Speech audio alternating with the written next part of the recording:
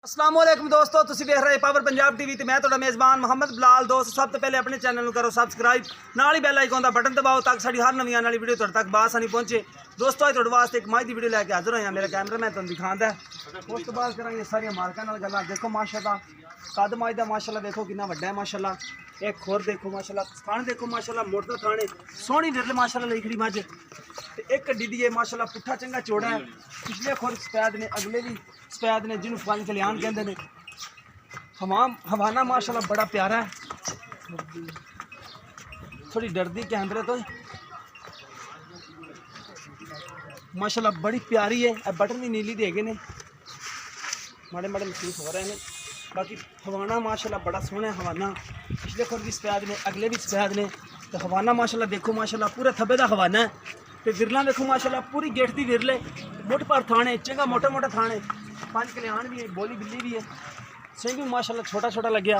लै चल माल भी पूरा मोड़ देखो, चिट्टियां सफैद अखां, बोली बिल्ली जिन्हें कहते हैं माशाल्लाह। एक कड्डी, पुट्ठा चंगा चौड़ा, खुदा देखो माशाल्लाह, नस्ल जात वाली मझ चंगी नस्ल दी है।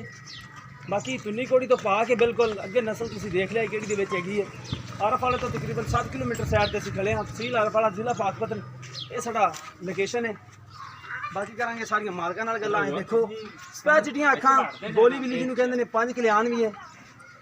तो बड़ी सोहनी तो खूबसूरत मझ है माशाल्लाह। हवाना माशाल्लाह बड़ा प्यारा है। बाकी मालकां कोलों करांगे गारंटियां दी, कितने दिन कड्डेगी। पुट्ठा देखो माशाल्लाह इहदा कितना चौड़ा। हवाना माशाल्लाह बड़ा प्यारा है, सूह तक हवाना लई खड़ी है। बाकी सूण च भी देन काफ़ी लेंदी है थोड़ी। देखो माशाल्लाह सैड दी विरला माशाल्लाह पूरी गेट गेट दियां ने, पिछे भी विरल पूरी है, सोहनियां विरला ने माशाल्लाह। बाकी सलाम भाई आजो इत्थे। अस्सलाम वालेकुम। वालेकुम सलाम। की हाल है? ठीक ठाक भाई। ठीक ठाक हो? अच्छा भाई सलाम है। किरमा सुबह ने भाई दूजा सुबह सुना है। दूसरे सुबह हाँ सुना जी दूजा जी। पहले कोई दूध कर दी 10-12 किलो इंशाल्लाह लगूंगा 12-13 से पहले दूध सुबह कर कर दी। पहले। हाँ बिल्कुल ठीक हो गया। ते इन्हें हुण दूसरा सुबह दूजा सुना भाई। ठीक हो गया। प्यार मोहब्बत वाली कीमत दस प्यार मोहब्बत वाले भाई 2,85,000। 2,85,000। आप आरफाल तो इत्थे कितना किलोमीटर दूर खड़े हैं? इत्थों तकरीबन 4 किलोमीटर दूर है। 4 किलोमीटर। 4 किलो 4 4 साढ़े 4 हाँ जी, किलोमीटर। दिन कितने? ठीक हो गया। ये दिन भाई कितने दिन तकरीबन कट जाएगी? 10 तो 12 दिन काट दी। 10 तो 12 दिन कट जाएगी। इंशाल्लाह सोना ला दी। अल्लाह का मैं बैन उठन तंग हो जानी। ठीक हो गया। कीमत कितनी है? कीमत 2,85,000 भाई। 2,85,000। हाँ जी वो तो प्यार मोहब्बत थोड़ी बहुती भाजी हो जाएगी। हाँ जी ठीक हो गया। लो दोस्तों 2,85,000 रुपया कीमत की। 10 तो 12 दिन सूण च लेंदी है।